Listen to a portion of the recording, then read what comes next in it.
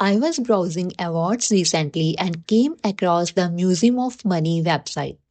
The design is super clean, but as we scroll down past the hero section, we hit this. Look at how the scroll completely changes direction. But notice the cards. They aren't just sliding in a straight, boring line. They are floating, overlapping, and rotating with their own independent physics. This is what separates a basic template from a premium high-end website. In this tutorial, we are going to build this exact control chaos effect from scratch using React and GSAP. The cards will move across the screen, rotate randomly, and react to scroll. And behind them, we will reveal large typography that fades in at the perfect moment. We will use GSAP ScrollTrigger, container animation, and dynamic random motion all inside React. By the end of this video, you will understand how to combine horizontal scrolling, container animation, and independent card motion to create sections that feel high-end and awards level. Once you understand this logic, you can apply it to any product showcase, portfolio, or brand website. Alright, let's dive into the code. To save your time, I have already set up the React environment with Tailwind and GSAP. If you are new and want to see the full installation step by step, definitely check out my Melt Chocolate video where I cover the entire project setup. I'll link it below. For now, we will directly focus on building this section. I'll start by creating a new component. I'm using RAFCE to quickly generate a functional React component. We will call this component Museum section. First, I'm creating the main wrapper div. Relative is important because later we will use absolute positioning inside it. At screen makes the section full viewport height. W full ensure it takes full width. Overflow hidden prevents horizontal scroll bar when we animate the track. And I'm giving it a dark green background color for contrast. Now I'm adding the large background text that will appear behind the cards. Absolute and inset 0 makes the div cover the entire parent. Flex, flex call, item center, justify center, centers the everything both horizontally and vertically. Z index 0 keeps it behind the cards. I'm using 12 VW so the text scales with screen width. Font black makes it bold and impactful. Leading none removes excess spacing between lines. This gives that big dramatic typography look.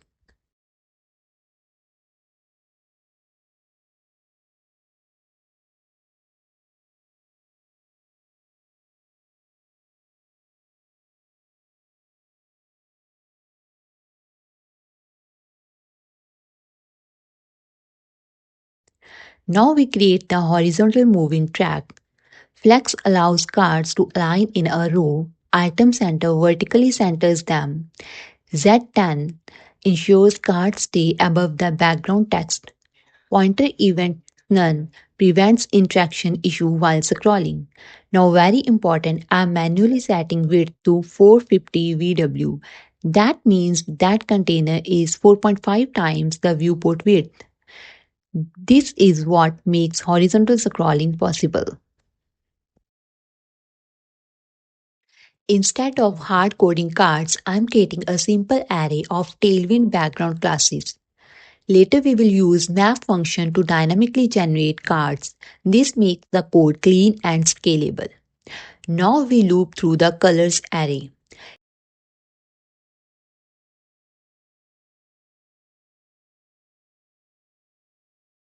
Key index is required in React list. Museum box class is important. We will target this for animation later. W80 and H112 sets fixed card size. MX10 adds spacing between cards. Shrink 0 prevents Flexbox from shrinking the cards. Rounded XL gives smooth corners. Shadow adds depth for a floating effect. Border 10, border white gives a framed card look. Flex items and P6 lets us position content at the bottom. Right now, everything is static. We have the structure ready, horizontal layout, and background text. It looks basic, but this is the perfect skeleton for a GSAP magic. Before we start animating, we need to create references to the elements we want GSAP to control. In React, we can't directly select DOM elements the traditional way using document.query selector. Instead, we use useRef. The first wrap is trigger wrap. This will be attached to the main section wrapper. We use it inside ScrollTrigger to decide when the animation should start and end. So this element becomes the scroll trigger. The second ref is scroll wrap. This is attached to our horizontal track container, the long tip that moves left. When we animate horizontally, we are actually animating this element. The third ref is reveal text ref. This is attached to the large background text. Later we will animate its opacity so it fades in at the right moment. Here I am attaching trigger ref to the outer wrapper. Now this connects the scroll ref to the horizontal track, and this attaches reveal text ref to the background text container. Now we are moving to the animation part. First, I'm importing GSAP itself. GSAP is the animation engine that will control all movement. Then I'm importing scroll trigger. This allows us to connect animation to scroll position. Without it, we can animate but not based on scroll. I'm also importing use GSAP from GSAP React. This hook helps GSAP work cleanly inside React components without causing memory leaks or unwanted re-renders. Now, very important, we must register scroll trigger using gsap.register plugin function. Now we are creating the main horizontal movement. We are animating scrollRef.current, which is our long horizontal track container.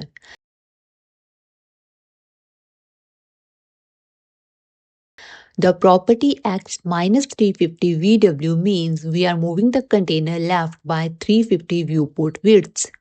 Since our container width is 450 VW, this movement allows all cards to travel across the screen. Now notice I'm using is none. Now let's look inside scroll trigger. Trigger ref.current means this animation starts when our section enters the viewport. Pin tool locks the edge section in place while the animation runs. This is how we fake horizontally scrolling while using vertical scroll. Scrub 1 connects animation progress to scroll position. This means when we scroll slowly, animation moves slowly. When we scroll fast, animation moves fast. Finally, and plus equals to 5000 controls how long the animation lasts. The larger this value, the longer the horizontal scroll effect continues. Now we want each card to feel alive. Instead of all cards moving perfectly straight, we want them to slightly rotate and shift randomly. So first, I'm selecting all elements with the class museum box.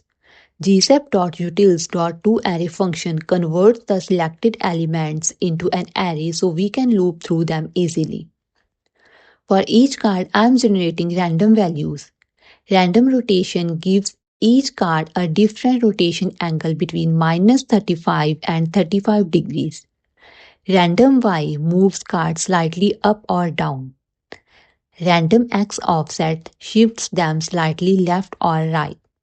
This randomness prevents the section from feeling mechanical or robotic. You can change these values according to your requirement.